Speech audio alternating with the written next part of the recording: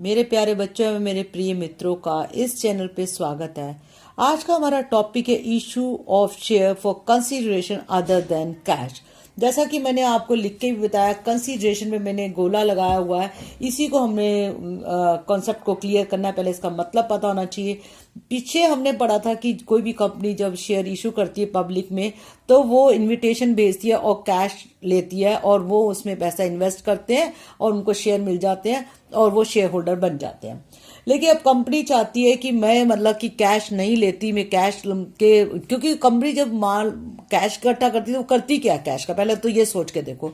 जब उसके बाद कैश आता है, बिजनेस जब वो स्टार्ट करेगी तो बिजनेस के लिए उसको जो जो चीज़ों की जरूरत होगी, जैसे लैंड, बिल्डिंग, मशीनरी, तो यही तो वो खरीदेगी। तो वो ये सोचती है ठीक है, अब मैं जो पब्लिक में पैसा के लिए जो शेयर इशू करूंगी उससे मैं कैश ना लेके पब्लिक से उनसे कुछ एसेट्स ले लूंगी, या मैं उनका पूरा बिजनेस ले लूंगी, या उनकी सर्विसेज ले लूंगी।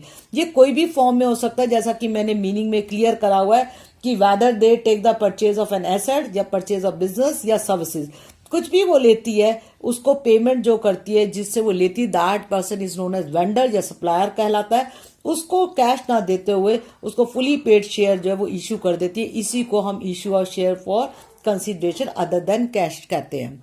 जैसा कि मैंने डायग्रामेटिकली भी बताया, फॉर एग्जांपल XYZ कंपनी है, वो शेयर इशू अब करना चाहती है, लेकिन वो कैश ना लेते हुए वो वेंडर के पास जाती है जो सप्लायर है, उससे वो कुछ एसेट्स लेती है।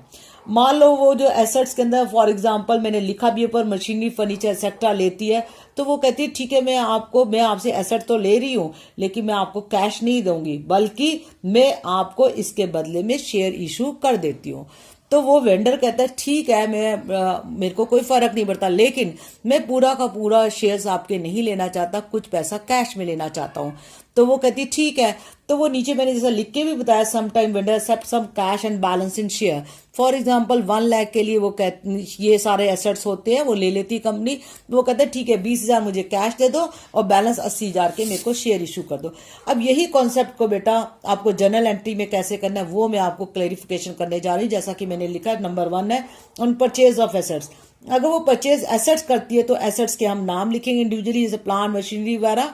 टू वेंडर मतलब जिसने हमें माल दिया है, इससे परचेज कंसिडरेशन का अमाउंट जितने में हमारी आपस में बातचीत हुई है वो हम उसमें लिखेंगे।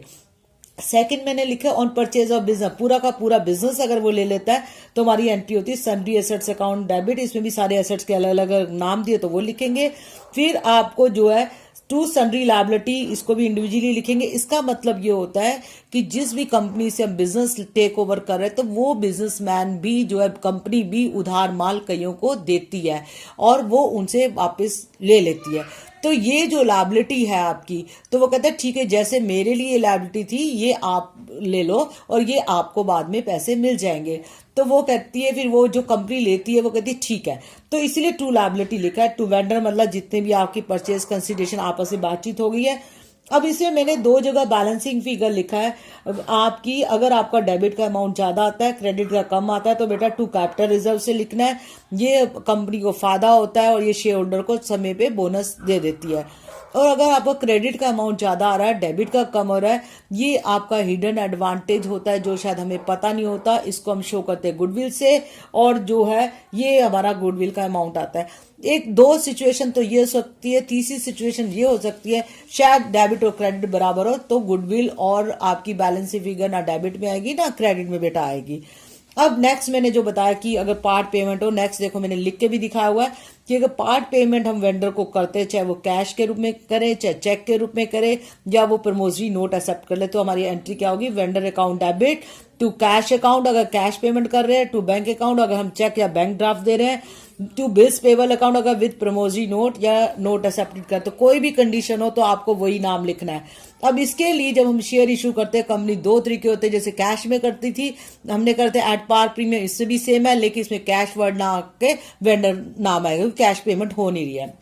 नंबर 1 है if issue share at a par, तो vendor debit to share capital होगा, और आपका वेंडर में मैंने लिख दिया परचेज कंसिडरेशन, उसमें नॉमिनल वैल्यू जो भी शेयर अलॉटेड किया है। अगर सिक्योरिटी प्रीमियम पे इशू होता है तो vendor account debit to share capital to security premium reserve account, इसमें सिक्योरिटी प्रीमियम रिजर्व को हमको अलग से दिखाना है। लेकिन बेटा याद रखना ये एक एक नंबर के क्वेश्चन आ सकते हैं। जैसे पहले मैंने बताया गुडविल का बैलेंसिंग फिगर आ रही है, कितनी आ रही है, या कैपिटल रिजर्व में आ रही है, वो भी एक नंबर में आ सकता है आपका। और नेक्स्ट पार्ट पेमेंट अगर इस रूप में होती है तो क्या जनरल एंट्री हो सकती है, उसका अमाउंट क्या पूछा जा सकता है। सिक्योरिटी प्रीमियम रिजर्व का अमाउंट निकालना पूछ सकते हैं। Very very important number of shares वो निकालना पूछ सकती है।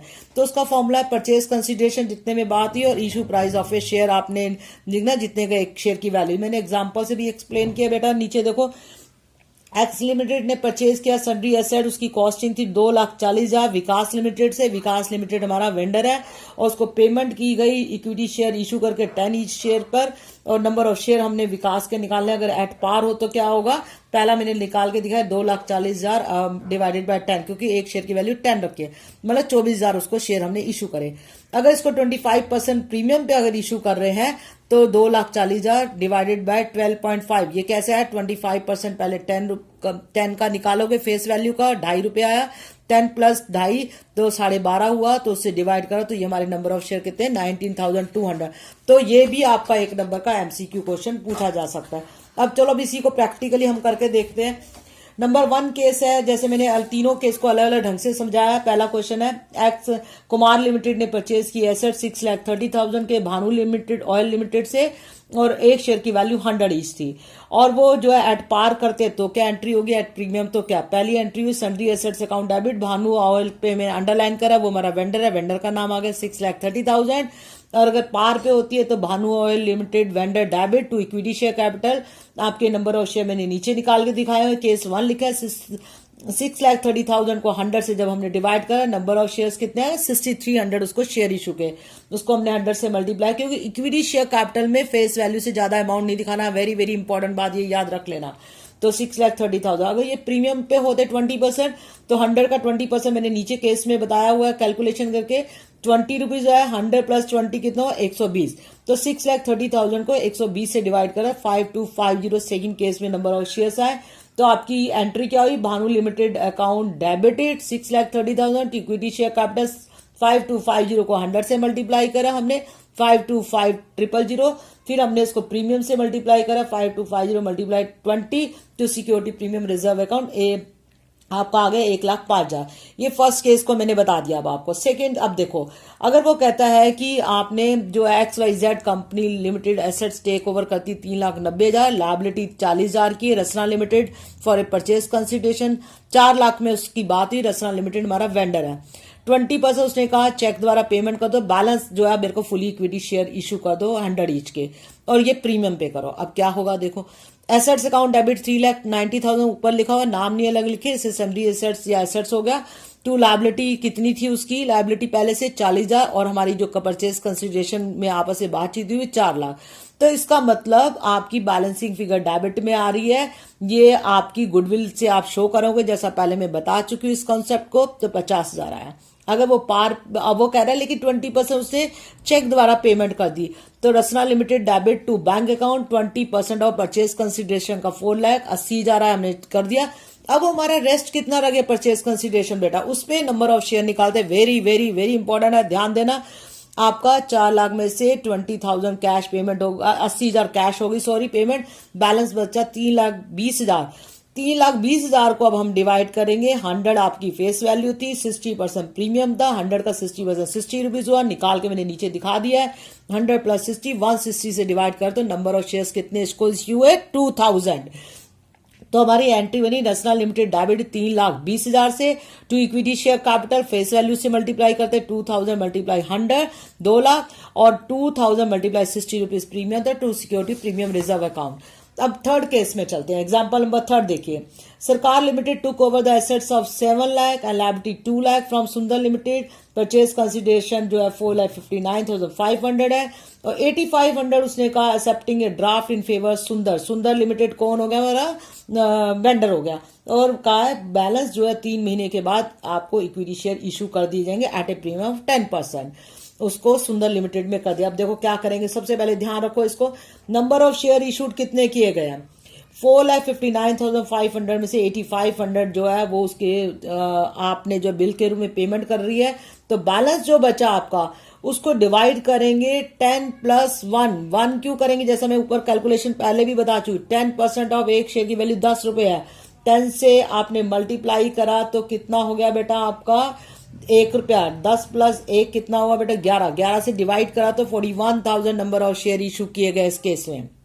पहली एंट्री क्या हुई, sundry assets account debit 7 lakh to sundry liabilities में क्वेश्चन में लिखा 2 लाख की है।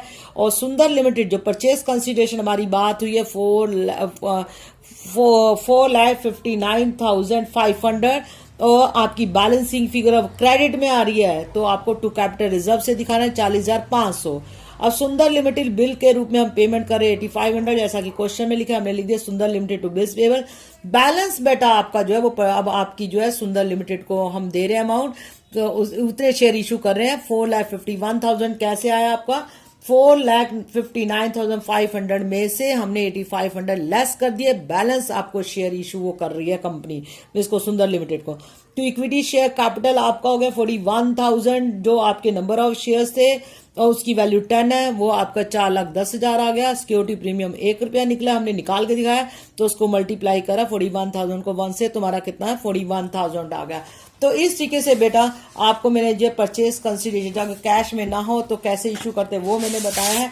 वैसे आपका नेक्स्ट भी है कि प्रमोटर को अगर इशू करो तो क्या एंट्री करते हैं, अंडर राइटर को करो तो वो मैं नेक्स्ट उसमें बताऊंगी। और बच्चों यदि आपको मेरा समझाया हुआ समझ आता है तो प्लीज लाइक सब्सक्राइब और कमेंट करना ना भूले और हो सके तो प्लीज बेटा दूसरों को भी शेयर करना ना भूले। Thanks for watching my video.